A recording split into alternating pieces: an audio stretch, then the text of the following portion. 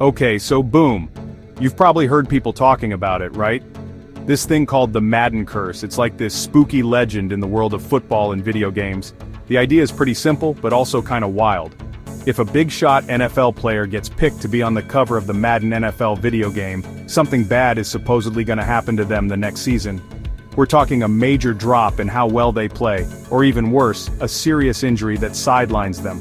It's the kind of talk that gets fans all worked up, you know? Like, oh no, not favorite player. This whole superstition didn't just pop up yesterday. It's been brewing for years, ever since the game started putting individual players on the cover instead of just Coach Madden himself.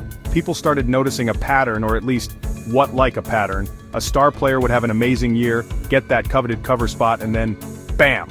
The next season felt like a total letdown. It's like getting the best parking spot at the mall only to come out and find a bird pooped all over your windshield. The universe just playing tricks, or is there something more to it? That's the million-dollar question, isn't it? Think about it, these athletes are at the top of their game, literally the best of the best, to even be considered for the Madden cover. It's a huge honor, a sign that you've truly made it in the league. But then this dark cloud, this curse, hangs over that achievement. It's a weird mix of celebration and dread. Friends are probably texting them like, congrats on the cover, bro. But also, you good?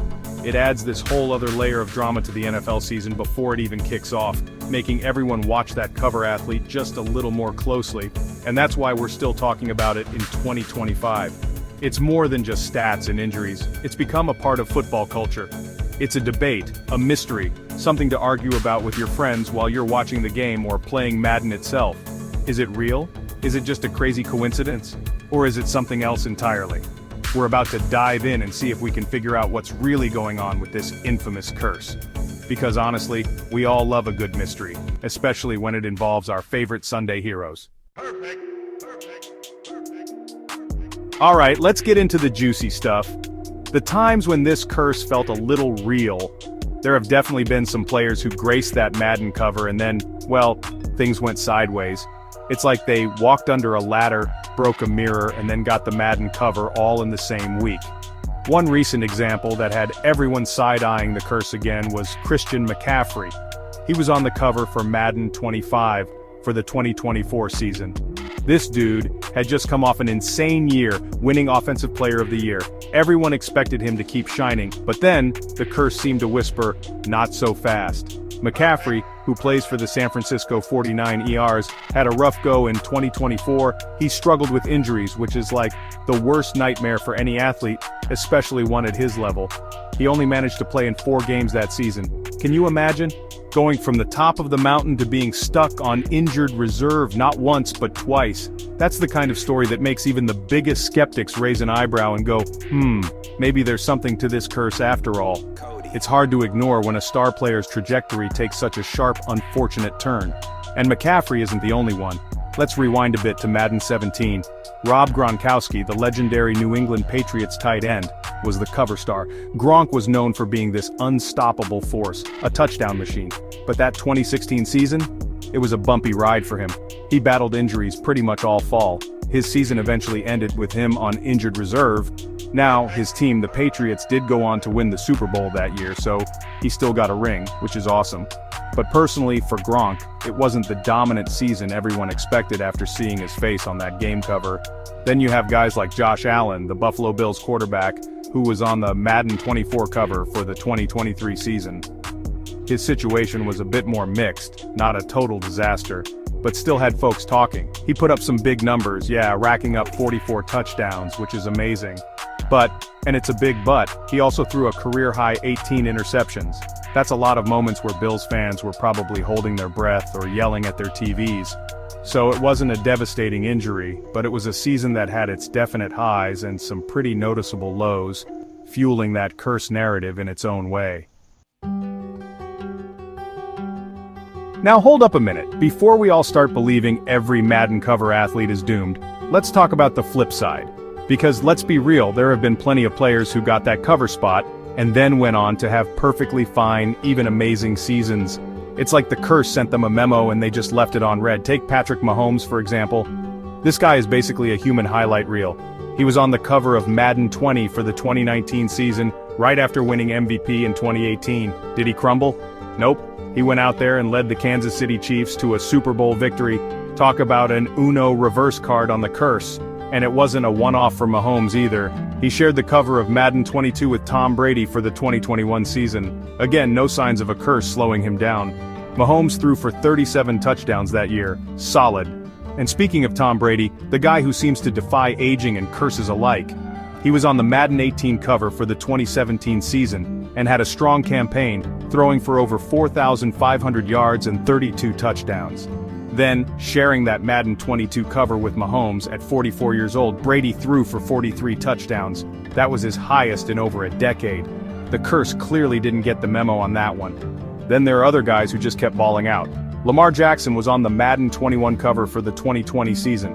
While he didn't quite hit his MVP numbers from the year before, he still had a very impressive campaign. He threw 26 touchdown passes and rushed for over 1,000 yards. That's hardly a curse season, that's just a really good football player doing really good football player things. Antonio Brown, before all the later drama, was on the Madden 19 cover for the 2018 season. He had his 6th straight season with over 1,000 receiving yards and a career-best 15 touchdowns. The curse was probably too busy trying to catch its breath. And the list goes on. Odell Beckham Jr. was on Madden 16 for the 2015 season. After winning Offensive Rookie of the Year, he came back and had another fantastic season with 96 catches, 1,450 yards, and 13 touchdowns. Richard Sherman, a leader of that fierce Legion of Boom defense, graced the Madden 15 cover for the 2014 season. He had a stellar year, nabbing 4 interceptions and earning another All-Pro selection. So, yeah, while the curse stories are spooky, these guys make you think twice. Maybe it's less about a curse and more about, well, just football happening. So, after all that, what's the real deal with the Madden curse? Is it actual black magic tied to a video game cover? Or is it just something we all like to talk about because it makes for a good story? Honestly, it's probably a little bit of both, leaning more towards the good story side. Yes, we've seen some definite uh-oh moments, like with Christian McCaffrey's injuries or Rob Gronkowski's shortened season. Those instances are hard to ignore, and they absolutely fuel the fire of the curse legend. When a star player stumbles after getting that cover, it's easy to point and say, see, the curse is real. But then you have to look at the other side of the coin. All those players like Patrick Mahomes and Tom Brady who just shrugged and went on to have incredible seasons, sometimes even winning championships. Their success stories are pretty strong arguments against a mystical curse. Football is an incredibly demanding and violent sport. Injuries are, unfortunately, super common.